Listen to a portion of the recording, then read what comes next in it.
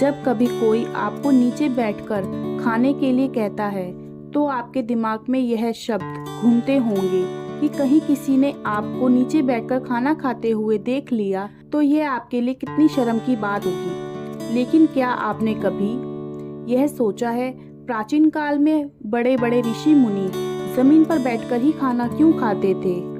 जानते हैं जमीन पर बैठकर खाना खाने के फायदों के बारे में, जिससे अभी तक आप अपरिचित हैं। जब भारतीय परंपरा के अनुसार हम जमीन पर बैठकर खाना खाते हैं तो उस तरीके को सुखासन या पद्मासन की तरह देखा जाता है, जिससे बहुत सारे लाभ प्राप्त होते हैं। इस तरह बैठने से आपकी रीढ़ की हड्डी के निचले भाग पर जोर पड़ता है, शरीर को आराम मिलता है, सांस धीमी होती है, मांसपेशियों में खिंचाव कम होता है।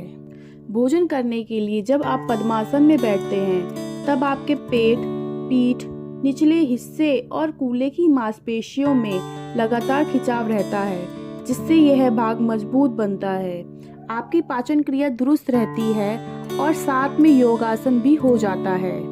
भोजन करने के लिए लगातार आगे होकर झुकने और पीछे होने की प्रक्रिया से आपके पेट की मांसपेशियां निरंतर कार्यरत रहती हैं, जिसकी वजह से आपका भोजन जल्दी पचता है और पाचन क्रिया में सुधार होता है। भोजन के लिए जमीन पर बैठना और फिर उठना, इस प्रक्रिया को अर्ध पद्मासन कहते हैं, जिससे भोजन जल्दी पचता है और वजन भी कंट्रोल में रहता है।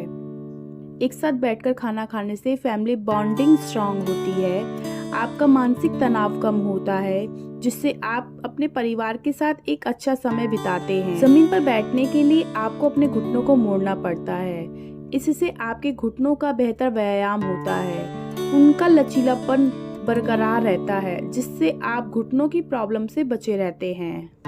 सही पोस्चर में बैठने से आपके शरीर में रक्त संचार बेहतर होता है, आपका बॉडी पोस्चर ठीक रहता है, ब्लड सर्कुलेशन में सुधार होता है, वाहिकाओं में दबाव भी कम होता है।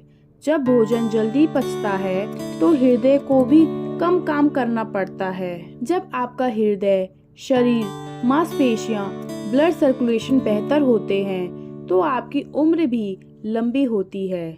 तो फिर अगली बार कोई आपको जमीन पर बैठकर खाना खाने के लिए कहे तो हिचकिचाइएगा नहीं, क्योंकि ये शर्म का नहीं, हेल्थ का विषय है।